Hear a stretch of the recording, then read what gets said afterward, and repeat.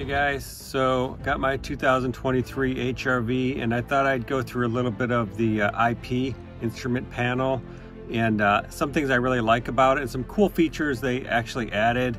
Every time a new car comes out, it seems like they're adding some type of new feature. So I'm going to go through some of the unique features this vehicle has. So you can see right now we're looking at the instrument panel, and a couple things to note: that some things you see and some things you don't see. Analog speed and tachometer, but actually it's digital as far as how it's displayed. So if I take my camera and you come over like this, you see how it just disappears? And I'll come back. So that's kind of a weird feature, and it actually is probably a negative on this car. I don't like to start with a negative, but I've had so many people in the passenger seat say, I can't even see how fast you're going. I can't even see what's going on. So I guess some would say that's a good thing. Some would say that's a bad thing.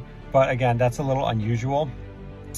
The other thing you don't see is it does have a temperature gauge. And when the car is cold, it'll show up as a green like temperature icon. And then once the car warms up, it goes away. So when it gets too hot, I'm assuming it turns red. I haven't experienced that, but that's kind of like a hidden gauge that's actually there. The other cool thing on this vehicle is it has a seatbelt reminder.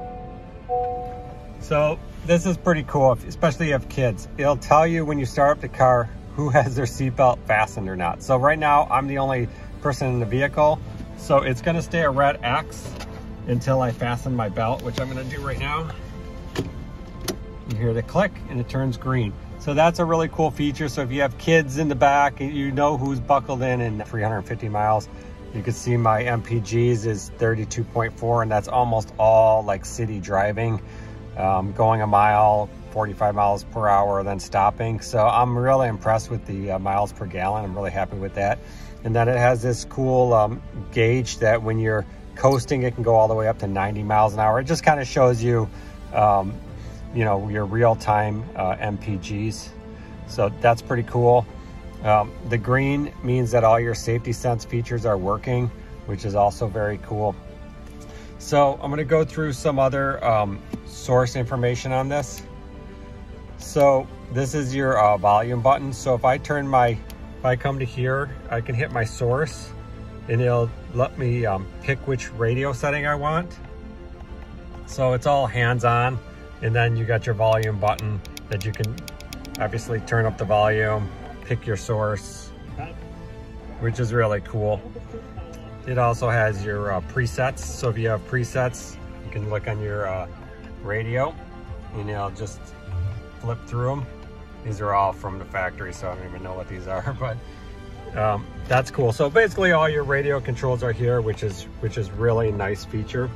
And then over here, this is pretty standard, but it has your cruise control. So if you want to turn your cruise on, you hit this. This is your lane sense, and this is your set to speed, and then this is your cancel. So those are all really cool features. And obviously this one is how far you want your adaptive cruise to work, which is a really cool feature. I personally like to put it as far away as I can because otherwise I find sometimes it's too sensitive. Okay, so this is the LX model, and I'm like really in love with the simplicity of the features here. It has auto, so it's basically got like a thermostat. So if you set it to 77, it'll keep your cabin at 77. If you set it to whatever, 74, 73, it'll keep it there. So it's for both sides, so you can see the venting here. And these are vents. I don't know if you can see if I turn them on and off, but very cool. There's 4 of them. Pretty standard on most vehicles to have 4 across. That's the 4. And then if you just want to turn it off, you can push the on off. It'll turn it off, and then you can turn it back on. The other thing I like about it is very simple. There's the recycle air, there's the front defrost, rear defrost, and the AC. And then over here, obviously you have your mode. But what I like about it is, because I have a loaded out Honda Odyssey, and that thing is so complicated to try to turn, just to turn off the AC. You have to go to your main screen, sort through, I think it's 3 buttons to figure it out. And it's very annoying. So I really love the simplicity, and it's just something that's totally overlooked on many vehicles. Just having simplicity. People don't want complicated buttons and screens. The other thing, now that we're talking about that, is if I go to my main 7-inch display, which actually looks smaller than 7-inch, but it's still fine, is these are actually buttons. So if I go to radio or media, it actually so much easier than, even like this is hard. If I'm driving, think about driving, say, on the expressway and you want to turn a station, your hand's shaking, it's hard to get that. So I love just regular buttons that are easy to pinpoint and find.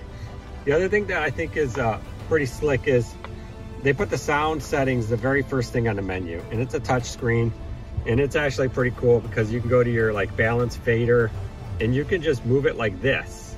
You don't have to scroll over like that. You can just, and it's super accurate. When you're in the car, you can feel this thing just changing its sound. I mean, obviously most of the time you're not going to do it, but if you have kids in the back and you just want it in the front, you can move it up to front. So that's a cool feature. And then you can always get back by hitting the return button.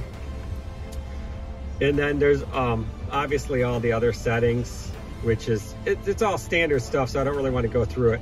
The one thing I find a little unusual about it is there's nothing on the screen. Like I had a Chevy, I've had a different Honda, where it always shows something on the screen. So this is like, I don't know if it's for energy mode savings or something, but it doesn't show anything on the screen, which is fine. It just looks a little, I guess, a little awkward.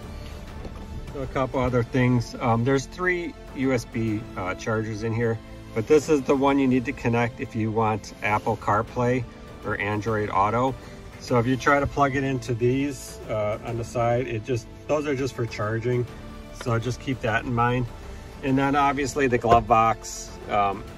It's pretty standard size. There's nothing special about it. So, but that's the IP. I just wanted to kind of go over it and show you some of the features that I really like about it. It's pretty simple, but it's effective.